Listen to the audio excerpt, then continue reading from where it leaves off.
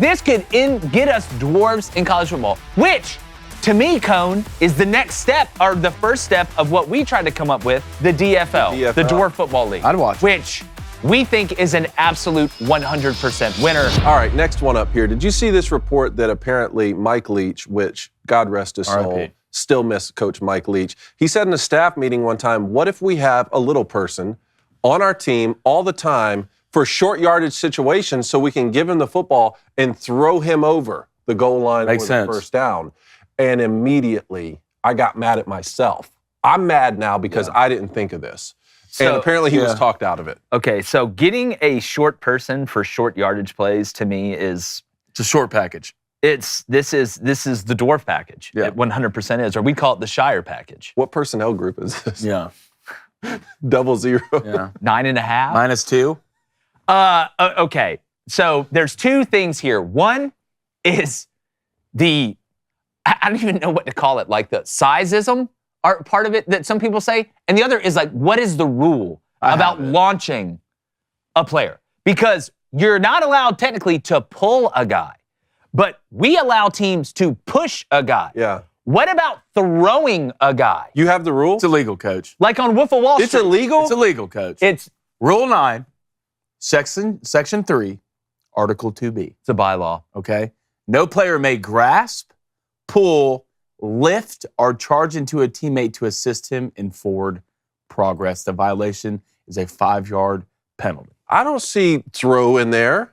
Lift. We can't toss Buddy over? Lift. Well, that's see semantics. Yeah, I mean, we can get into the semantics of the the word. stallions on this. Let's find that great. I just think when they implemented that rule, they never thought it would be to stop this. No. Like they never thought it would Only be. Mike Leach. But this is the out of the box thinking. This moves us forward. And you know what? I'm not a huge. I'm a merit guy.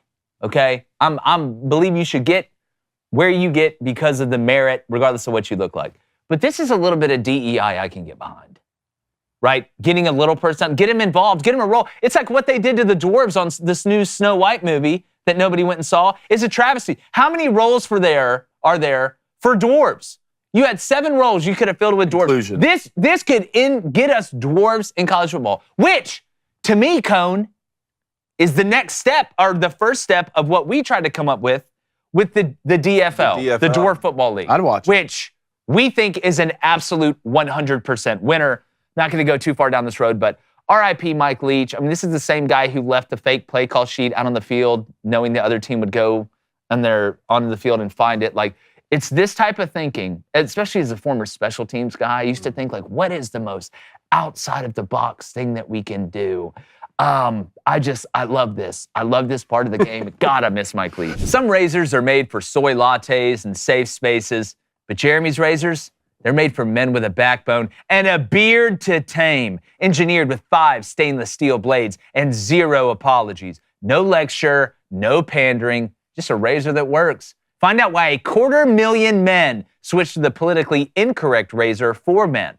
Shave boldly, live freely. Visit jeremysrazors.com today. I mean, look at Cone's beautifully shaved, smooth face. Mine as well, but my facial hair grows at an incredible rate. Blaine, you were actually on the Jeremy's Razor commercial. Yeah, Black Jeremy. The acting, I got to admit, was pretty good. Look, I mean, obviously, I learned from both of you and Lady Ballers how to act, and y'all did a great job. So now, I'm just actually breaking the ceiling, and apparently I'm going to be in the new Star Wars movie. I don't know if y'all heard. What a humble response right Thank there. you. Well, he already has the Han Solo outfit. That is true. You're a step ahead. How'd you get that razor to talk?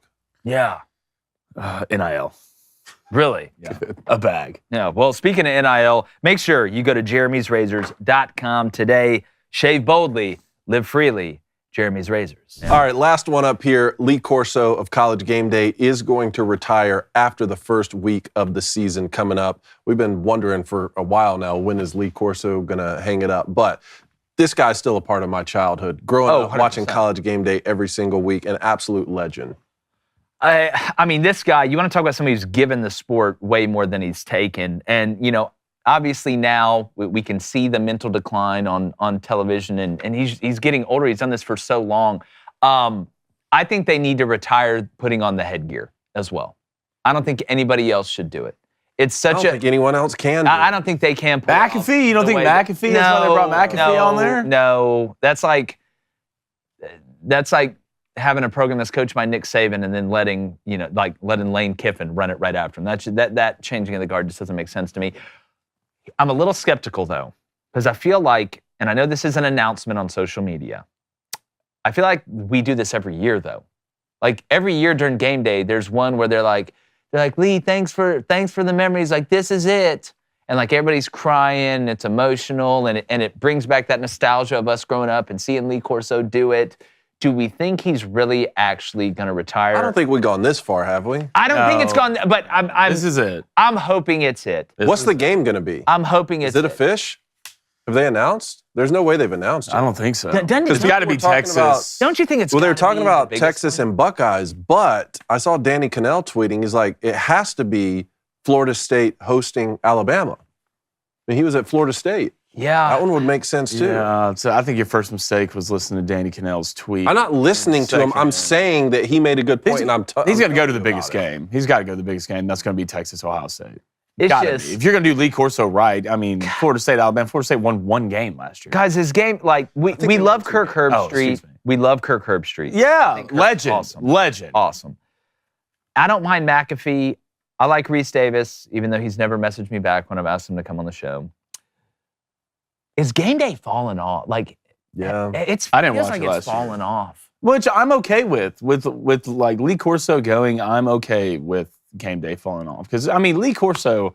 I mean it was a point where he was college football, man, with the headgear, the X's and O's. Saturday mornings, I would wake up as a kid, and the first thing Saturday morning, I was waiting to see what headgear Lee Corso. And the music, the promo music, where we're coming to your city. Called that one kid a midget. Called the one kid a midget. Which was hilarious, which he had to apologize for, which I still think is stupid.